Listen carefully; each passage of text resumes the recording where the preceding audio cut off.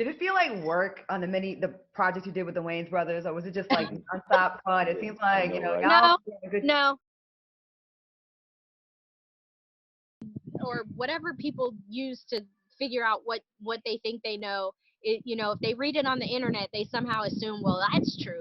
Oh, it's gotta be true. No, Marlon and I have known each other. We met in 1995 when I was a guest star on the Wayans Brothers. I played Sean's love interest on an episode of the Wayans Brothers, and we worked together again when we did the movie Dance Flick. And then we did Haunted House 1 and 2, and then when he was creating Marlon with Chris Moynihan told me that from the very beginning he said it was me, that he wanted me to play his ex-wife. And what was interesting is when Marlon and I were shooting the first Haunted House, I had just had my son. He was 6 weeks old. Like literally, I got the clearance from the doctor because I had to have an emergency cesarean, and I got clearance from the doctor, and I started the first day of shooting 6 weeks and 1 day later. And I'm in the dressing room or in hair and makeup with Marlon, and we were a couple weeks into shooting, and he said, he goes, I want to do a show where it's like, Ralph and Alice, because we were talking about how much we love the Honeymooners. He goes, and you're going to play my wife. And yeah, that happened. I was playing his ex-wife, but that happened.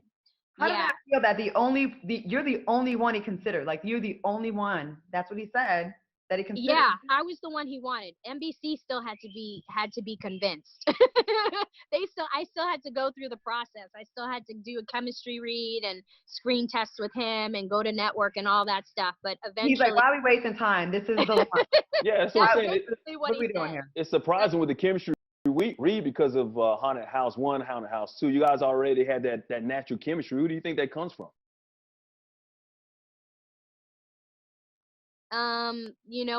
We definitely have.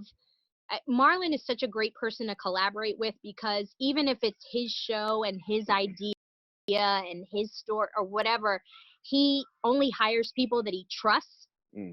So it's a great playground to create in, because you don't ever feel like a mistake is going to get you fired, or if you don't, you know what I mean? Like, you really feel like you can fall flat on your face and he'll be like, all right, let's try it again. Or he'll give you something else to work with to just make the gumbo that much better. You know what I mean? And that's when you're working in an environment that's truly collaborative, as you guys know, and you have a love and mutual respect for each other, then really you can make sweet things to serve to the public for enjoyment, for consumption of all.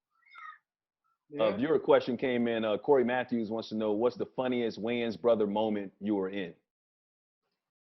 Oh my gosh. So this is the first one that came to mind. There's been so many, but when we were doing Haunted House, there's a scene where Marlon was supposed to be asleep on the bed, and I'm trying to wake him up because I think I see the ghost or something downstairs, and so I'm trying to wake him up.